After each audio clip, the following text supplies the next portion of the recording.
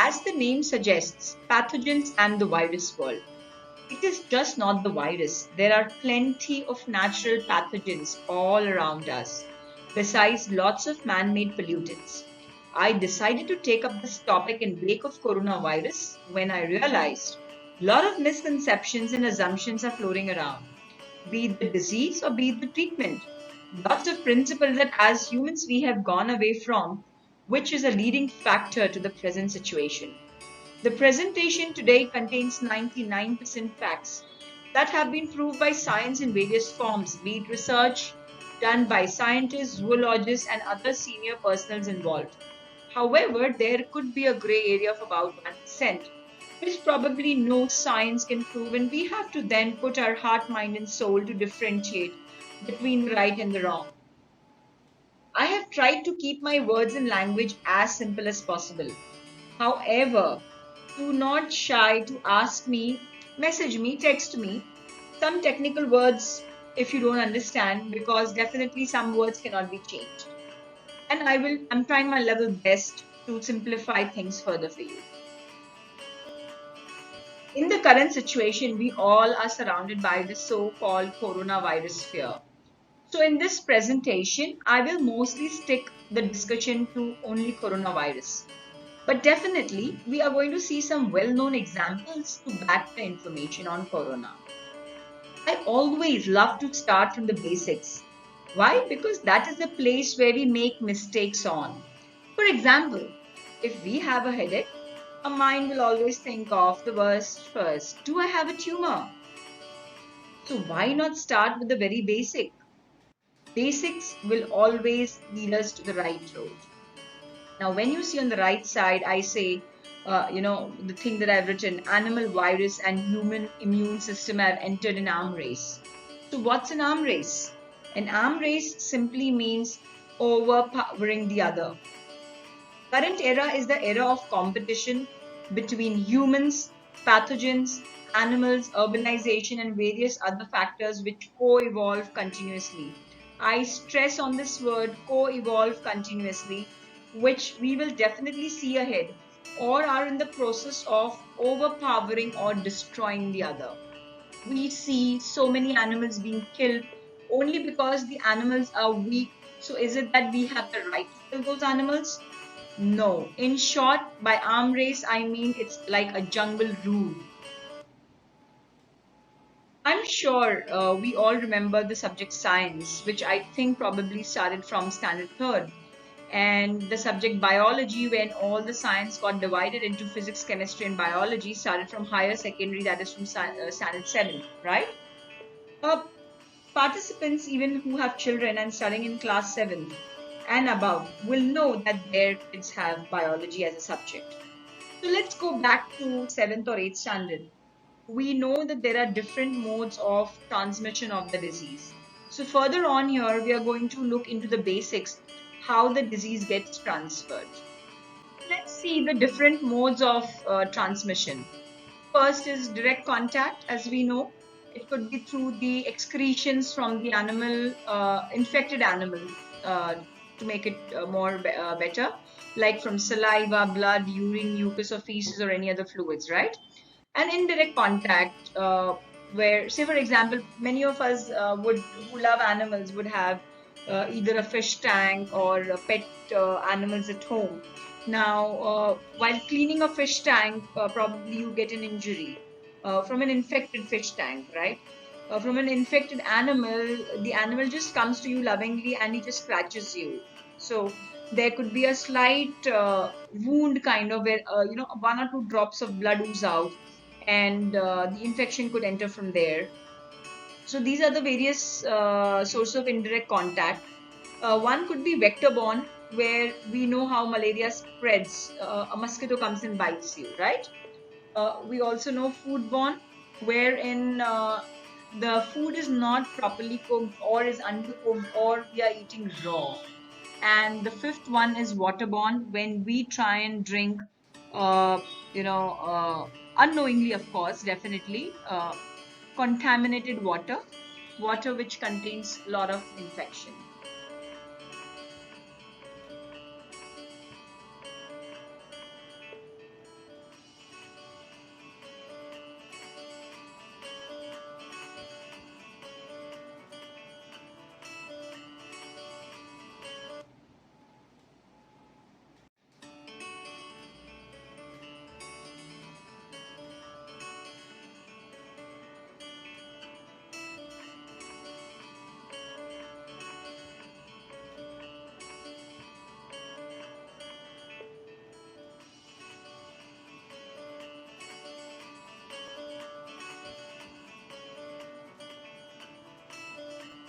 We actually do not know in this novel world how many pathogens actually exist. But what scientific research says, I'm again stressing scientific research. Scientific research says about 1,415 known pathogens are known to infect humans. Okay, known pathogens, which means there are many other pathogens which are not known to us. And out of 1,415 known pathogens, 61% are of animal origin, which means 61% are of zoonotic or animal origin. That is about 849 pathogens. Isn't it a huge number? Whereas we know only a few of them. 849. Definitely, many diseases are also restricted to some country boundaries. Like, for example, we know Ebola, which is restricted to Africa. Many, or should I say, most commonly suffered long standing diseases in India are all of zoonotic origin because of incorrect practices that we follow. Let us just see a few examples further ahead. But one thing before we see a few examples, one thing that we need to remember, and I would like to definitely bring to the attention of all the listeners here, all animals, birds are all wild. Be it cats, dogs, cows, buffaloes, sheep, goats, horses, camels, and so on. All are wild. However, because of the mild nature of a few of them, the names I have just taken, they can be domesticated. But they are all wild animals. Now let's see a few examples here. I have taken examples of those diseases which exist in India. So let's take the first one as tuberculosis. It actually came to humans via infected cattle, deer, pigs, and domesticated cats.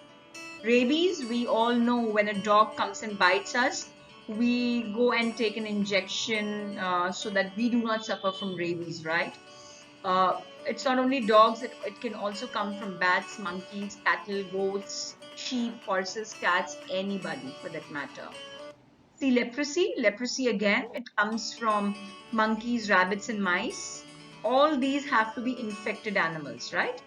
Influenza, which we commonly call as flu, that is also a disease from animal origin, which would come from horses, pigs, domestic and wild birds, minks, wild aquatic animals, and farmed carnivores.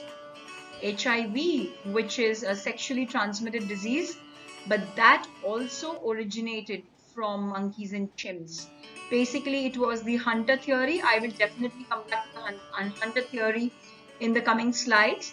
Roundworm, which we call a gastrointestinal problem especially in the kids, that is also of animal origin. Salmonellosis, again, it is from the infected chicks, ducklings, reptiles like turtles, snakes, lizards, amphibians like frogs and toads, and rodents, and even fish in aquariums. E. coli, again, which is a gastrointestinal disease. It again comes from animals, and here it would not necessarily be infected animals. Remember, some bacteria and virus are native to animals.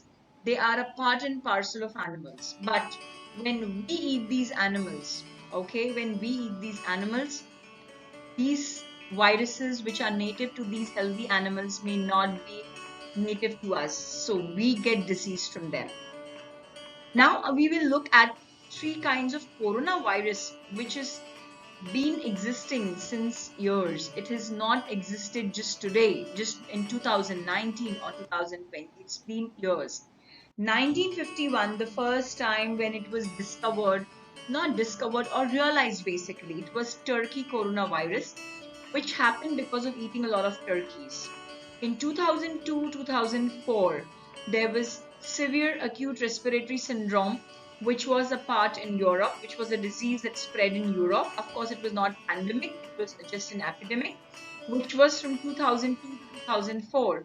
And this disease spread from bats to cats. And people who either consumed cats, or got infected by them, maybe through a wound or something, suffered from this disease.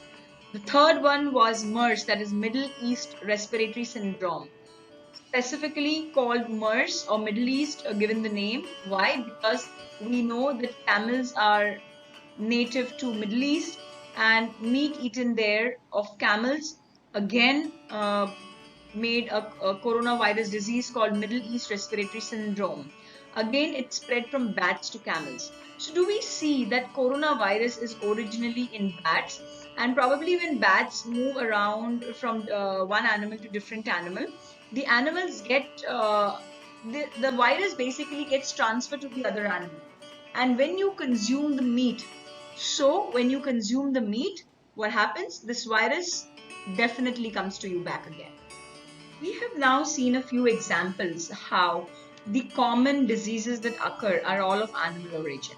So we have climbed our first step from the basics. Now let's climb a little further. Remember again, I repeat, if we follow the basics, we will always be on the right path and we will progress in the right direction. Can you guess what is the main function of any living being? A living being could be anybody, a human, an animal, a virus, a bacteria. So if you're unable to guess it from the virus or the bacteria point of view, can you guess it from an animal or a human point of view? What is the main function of any living being? I'm sure you will agree to it. Reproduction is the main function of any living being, be it anything, even as basic as an algae. Be it humans, animals, the same applies to all pathogens, including viruses and bacteria, not just coronavirus. All the bacteria and viruses, they replicate and grow. Two strains are required in the same individual to reproduce. If we were to describe in an understandable form or in a very simple form, for a child to be born, you require one sperm and one ovum, right? Alone one sperm or one ovum cannot replicate. Therefore, the two strains could be of different virus coming together and forming a new one, or of the same strain. They could either mutate. Mutate means combining or coming together into a stronger form, which could be harmful or beneficial, anything. So when we are talking about the viruses reproducing, the bacteria is reproducing, or basically for that matter, any living being reproducing, right? So definitely, unless and until a virus doesn't enter a human being or a human body, it will not replicate inside our body. It will not harm inside our body. Let's see something about human body. Let's understand something about human body. A human body contains 38 trillion bacteria, trillion, not even thousand, and 380 trillion viruses. Wow. This is called human virome. This what stays inside human body.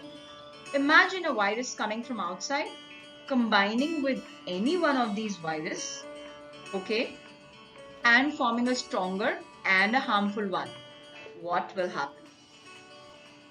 Let's see a few examples of mutation in the nature. They could be good, they could be bad. One of the most common examples that we see is a mule, which is a combination of a male donkey and a female horse.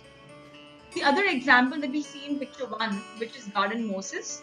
Generally, these flowers would be just yellow in color, but because of mutation, it become orange. So it's a good mutation, right? Picture 2, mutation in mice, which causes bands in the coat.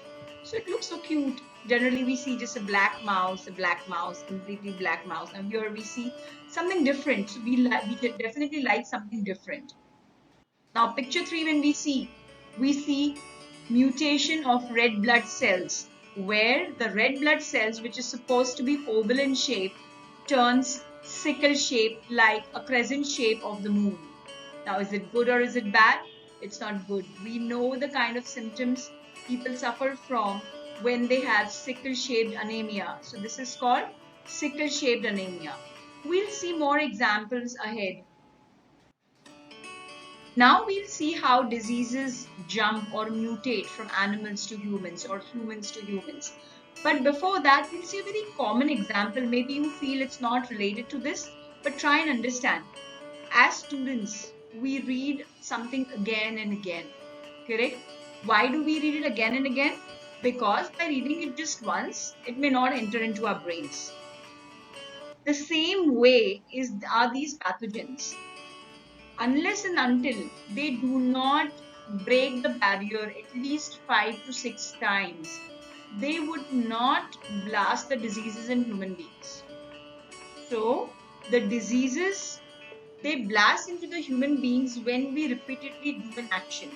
So if some virus was native to animals, okay, when some virus was native to animals, if we eat that animal again and again and again, then will this barrier break and will we suffer from diseases. So once again, I would like to say, when we eat these animals, just going near to these animals, the virus won't infect us. Just by going near to some plant, the virus or the bacteria will not affect us. Unless and until we eat these animals again and again, we kill these animals again and again and eat them, only then will the virus that is native to these animals come and affect us. There are so many pathogens which are yet to be discovered. We have just discovered about 1400 of them. So many more. Every species of virus and bacteria also have hundreds and thousands of different hosts. Every species of virus and bacteria, remember. So it's time that we realize that we should not interfere or we should not enter into the arena of the host of these viruses. So the only way of diseases jumping from other species, completely other species, to humans is only by way of repetition and opportunity. There is no other way. It doesn't mean that you just go near an animal or a plant and the viruses or the bacteria are going to jump on you. No. It's only when you kill them, when you eat them, then only the native bacteria to these animals and plants will come over you. So what are the surest way of getting these animal viruses or plant viruses within you? The biggest factor, one, when you go and cut down trees. See, when we go into the forest, we see so many plants there, right? Now, even plants, they have their own set of viruses that are native to them.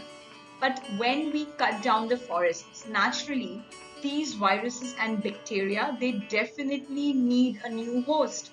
So when we are cutting down these forests, where will they get a new host from? It will be animals and we, humans, right? And even after cutting these plants, we are not satisfied. We kill those animals for either skin or food and God knows what. So where will the viruses then go? No plants, no animals, it's just humans. So in short, it's basically disrupting the ecosystem. That is where the entire problem comes. And what do we do in turn? We shake the viruses loose from natural hosts. So definitely, if not animals, then it's we. And remember, there are two species of animals which can thrive even the most disrupted scenario. They are rodents and bats. And these then carry these viruses ahead and spread it to humans. So now let's see the history and origin of coronavirus. First and foremost, as we see the picture, we see crown-like spikes. That is how this virus gets the name of corona, right? Coronavirus is nothing new. It's been existing since ages and ages, and just not thousands of years, but it's been millions and millions of years that this virus has been existing, because it is a virus that is native to many animal species, and just not in India or one or the other countries, but globally. Many species, it's the natural virus, the coronavirus is native to these animals. However, the spreading was not known. There were a few reasons. Let's go back by millions of years. The coronavirus didn't spread, and why is it spreading now? Probably about, even if we don't go very far off, about just 300, 400 years back, people would not move from one place to the other. Even say, for example, if people ate fish, people especially staying around the coastal area, they would be limited to the coastal area, right? You would not move so frequently as we move in today. or as fish is commonly available even to the non-coastal areas. Similarly, people who stayed in the forest, hunted the animals, ate the animals. Even after eating those animals, if they got coronavirus, if they got infected with symptoms of coronavirus, it did not spread. Why it did not spread?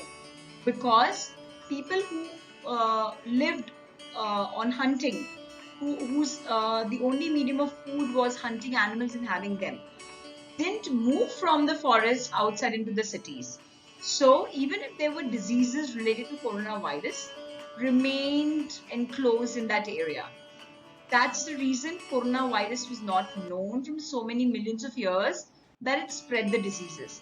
But definitely it finds its location in the Vedic scriptures that yes, bats are the species who are going to spread the coronavirus. There is mention of it in the Vedic literature. So if we say that coronavirus is very recent, no.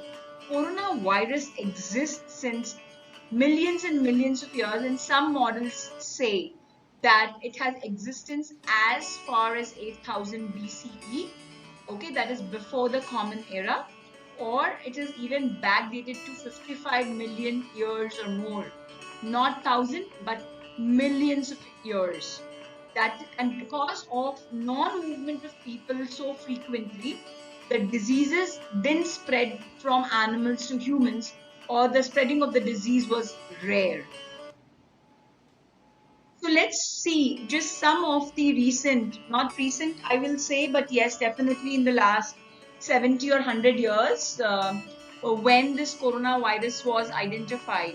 So the path of the coronavirus and the types of animals that infect humans when eaten, in 1937, first identified as infectious bronchitis virus when people had a lot of chicken. So people forgot about infectious bronchitis virus. Why? Because bronchitis was considered not so severe, so people ignored it. In 1940, there were two more that came out as MHV, that is mouse hepatitis virus, infecting the liver, and transmissible gastroenteritis virus, which infected the gastric system, the small intestine and the stomach, right? But still, it was not so dangerous or so much infective that people would die, or it didn't spread like a pandemic that has happened today. So people didn't take a lot of notice about it. So in last 70 years, we see that intake or eating of flesh or meat of camels, cattle, specifically cow, buffalo, sheep, goats, then domestic animals like cats, dogs, horses, pigs, turkeys, their flesh intake, meat intake has increased. That's the reason this virus is coming out more and more. We've seen in the past few slides where there has been in 2003, 2012, where it was MERS or SARS-1, today SARS-2, that this virus is again and again showing up. So now in 2020 that we see it's a lot. It's just a pandemic. Earlier they were just epidemic. So is it just the tip of the iceberg? Is it just the increasing threat? If we do not take care now. So let's see some general information on coronavirus, the classification in three groups. So there's group 1A and 1B. Group 1A, most animal viruses like from swine, porcine, canine, feline, ferret, mink, and hyena. And group 1B, which consists of human coronavirus, also from porcine and bat. Now, group 2A again consists of human coronavirus and also coronavirus from other animals like mouse, bovine, rats, porcine, and canine. And group 3, we have again coronavirus from animals like turkey, avian, ducks, geese, and pigeons. So the genetic studies basically show that the virus resembles a known bat virus. That's the reason, as I mentioned in the previous slide, that it has been mentioned in the Vedic literatures where the bat and the mice or the rats can carry this virus from animals to humans. So let's see some common examples of coronavirus that exist in the domestic animals. and they are passed on to us. IBV, that is infectious bronchitis virus, passed on to us from the avian or the birds. But remember, they'll be passed only if you kill them and eat them. Just being near to them, they are not going to pass the virus to you, right? PGEV, that is porcine coronavirus. Porcine coronavirus for pigs. So people who eat the pig meat, yes, you can get the virus. BCV, that is a bovine coronavirus. People who eat the meat of young calves.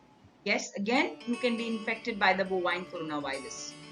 Feline coronavirus, people who like eating the meat of cats are again susceptible to having coronavirus. Turkey coronavirus, that is a TCV, so as the name suggests, turkey, right? And REC, that is a rabbit enteric coronavirus. Enteric refers to your small intestine, and the word rabbit, we know the animal rabbit. So if you eat the meat of rabbit, definitely you can be exposed to the rabbit enteric coronavirus. Pangolins, they are the most illegally trafficked mammal, both as food and traditional medicine in China, right? And a March 2020 study shows that many animals, commonly domesticated animals like cats, cows, buffaloes, goats, sheep, pigeons, pigs, when eaten, can definitely pass on the coronavirus to you. So when we eat these animals, the meat of these animals, the viruses in them mutate with our viruses to adapt to the new host and cause greater damage. So what are you looking for? Are you wanting to cause greater damage within yourself or within your family? We've seen a lot of facts on coronavirus. I would like to share some more important details, some of my personal experience that I've seen with my own eyes. This is what I'm talking about in regards to the Indian scenario. We have seen, the trucks carrying the hens, the cocks, the small chickens to be delivered to the place where they would be cut and they would be served as food. So this truck, when was moving in front of me, I saw a hen fall down, and one leg of it was moving, and after a few seconds, it just stopped shaking. I'm sure that hen would have passed away, right? Now, do you think a hen that has been feeded would be just thrown away after it has passed away? No, probably. This hen would be still served at your plate, on your plate, as meal. But would you know that this hen passed away and you're being served this dead meat? And after how long this dead meat has been served to you? We know that in humans, when a human dies, there is rigor mortis set in after 2 hours. But after going through a part of rigor mortis, the rigor mortis also passes away and the body softens, right? I'm sure there would be a similar kind of process even when an animal dies. There would be a rigor mortis when the body stiffens for some time, but after a few hours, again, this body will soften. But we know for sure that once an animal dies or once a human dies, the body starts to disintegrate. There are a lot of germs that start to proliferate in the body and start to, enhance in the body. So, when you've been eating these dead animals, do you think it is going to benefit you or it is going to harm you? Do you think that even after appropriate cooking, all these viruses would die away?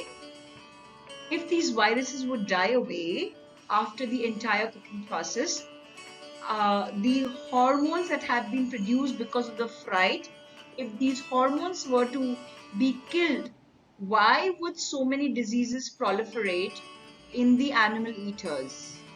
Can you answer this question for yourself? I'm sharing two very important examples. How did the viruses, they traveled from animals to humans? We've heard a lot about Ebola, right? Ebola is one of the most common diseases that happen in Africa. And also HIV, we all are very scared about when it comes to HIV. And both of them, they have the most commonly accepted theory of getting transferred from animals to humans is only via the hunter theory. In both the cases, the chimps were killed and they were eaten. And that is how this virus, they travel from animals or probably from chimps to humans. SIV, that is simian immunodeficiency virus, was present in the chimps. And when a hunter would go and try to kill them, probably the chimp would even, pounce on them, would try to, in a way to protect themselves, they would wound these hunters. And through these cut wounds, this virus would enter into the hunter, right? And this is how the hunter would transfer to the other people. And even when they were being eaten, still the virus would enter the hunters. Now, for example, Ebola, when we see, when the chimpanzee or the chimp was cut, skinned, chopped, eaten, everyone who even cooked and ate it, got a terrible fever within a few hours. So you see, the reason that I'm stressing on the word cooked and ate it, right? So even after cooking, these deadly viruses, they do not die. They definitely pass from animals to humans. So if we say that cooking kills the viruses, no, it doesn't kill the viruses. It's already 3 months or maybe more than 3 months that we've been fighting with the coronavirus. So we all are aware about the symptoms of coronavirus, right? We know that primarily it affects the upper respiratory, I mean that is the throat, the upper part of the throat, right? Upper part of the tube windpipe, where the virus may stay from 2 to 15 days and then it shows the symptoms. The average scenario in the Indian context is about 4 to 5 days, and it also affects the gastrointestinal tract. So when I say gastrointestinal, gastro stands for stomach and intestine, we know that it affects the upper respiratory and the stomach and the intestine of all the animals. The causing infection, the areas how it gets affected is the sinuses, the nose, or the upper throat.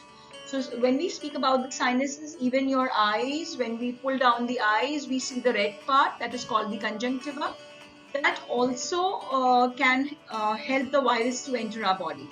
And the most common symptoms that we see, you could be just tired simply, fever and dry cough. If you have moist cough, which we say that there could be sputum or something, no, it's not. It's going to be dry cough, not the moist cough. Serious symptoms definitely could be, shortness of breathing, chest pain or pressure, loss of speech or movement.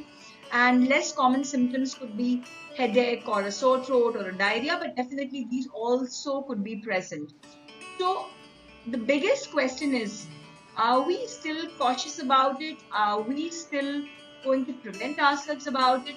Are we just on the verge of saying that COVID-19 or Corona is just the beginning of mass pandemics if we do not improve our thoughts, if we do not improve on ourselves, and if we do not protect Mother Nature? So I'm not going to talk a lot about on the current treatment myths and reality. However, I would like to put an insight to you on this. Now, we see here a broken bridge and a wooden plank, placed in between. What does it come to your mind? Anything that you think of? Let me explain to you, because definitely this is not an interactive forum. So let me give my views to you on this. The two sides of the bridge which are broken is your current status of immunity, right? And what we are trying to do is a quick fix by just putting the wooden plank. Do you think that a car or a vehicle can easily go on this bridge without fear? No. If any vehicle tries to go over this bridge, what will happen? This plank will just come down, and definitely you are going to be in the dooms. Probably you may not even survive. But this is what we are doing in the current scenario. We try and play with our body at all times. And when it comes to diseases, we just want a quick fix. But would quick fix work? No. If quick fixes would have worked, we would not have seen so many deaths in the current scenario of Corona. The quick fixes don't work.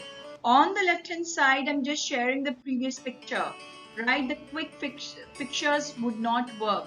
But what picture we see on the right hand side, you have to maintain your immunity continuously. Only when you build your immunity continuously, the bridge is strong, your immunity is strong, your body is strong.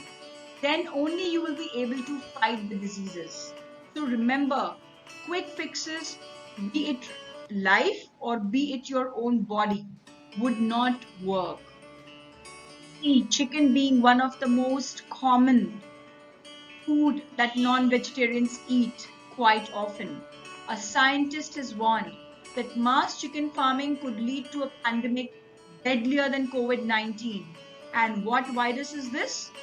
The apocalyptic virus, which has the strength to even wipe out half of the world's population.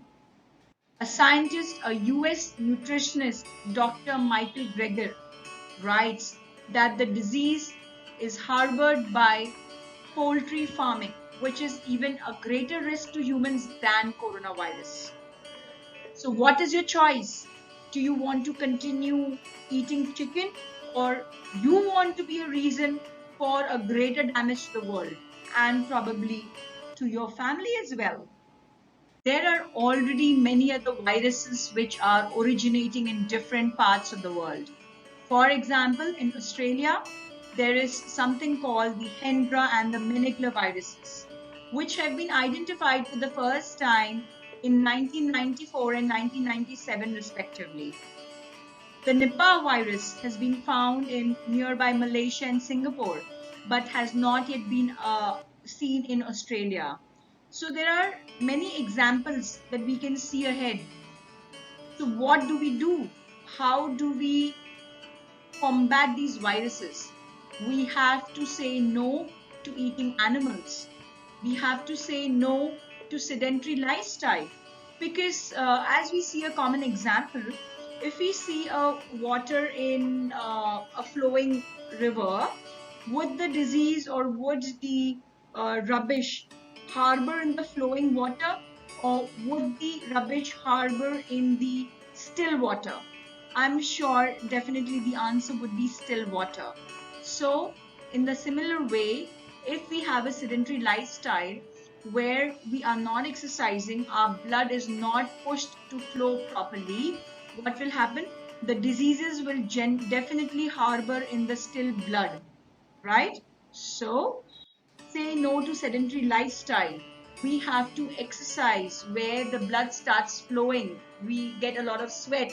The diseases, the viruses, the bacteria, they come out of the body, maybe through sweat, through urine, whatever. Say no to fat diets. What do you mean by fat diets? Unnatural diets. Say no to deforestation. When we say no to deforestation, what we do not invite viruses that harbor naturally in the forest area. So when we do not invite viruses naturally in the forest area, the viruses remain where they are. So how can we say no to deforestation? We stay in one house, we're satisfied with one house. We can prevent buying a second house. We can prevent buying a vacation house, right? There are many other ways to invest money. It's not necessary that we go and buy a vacation house or we invest in a second house. We can invest money in other ways. So this is one way that we can prevent deforestation. When we do not cut forests, definitely the wild animals also stay where they are, and hence viruses or bacteria native to those animals, native to those forests, remain where they are, and we do not invite them. We say no to processed food, because processed food also ultimately contain a lot of chemicals which can definitely invite trouble for us. Remember, all animals originally have been wild animals, be it cow, buffalo, dog, cats, goats, sheep. However, because of the mild nature of some of these animals, we have been able to domesticate them, right? Therefore, if we want to stop pandemics, we have to stop wildlife trade. We have to stop wildlife consumption or any animal or bird consumption. We have to stop destroying nature. The call is yours. Protect nature, protect your family, protect humanity. And to boost your capacity, your body's capacity to fight diseases, boost your immunity naturally and regularly. Remember, there is no quick fix to fighting a disease. The army has no quick fix to fight their enemy. It has to be built over a period of time. Same way, the virus, the bacteria is an enemy to your body. There is no quick fix. Therefore, boost your immune system with the right way, in the right way, nature's way of food habits.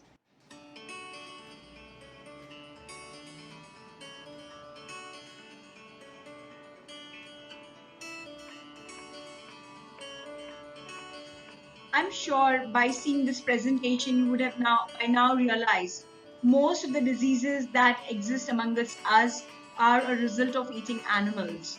Hence, for getting your right immunity building diet, you can definitely connect with me on 9969526918. It's a WhatsApp number. You can definitely WhatsApp me on this number. Thank you for watching this presentation and do give me a feedback. Thank you once again.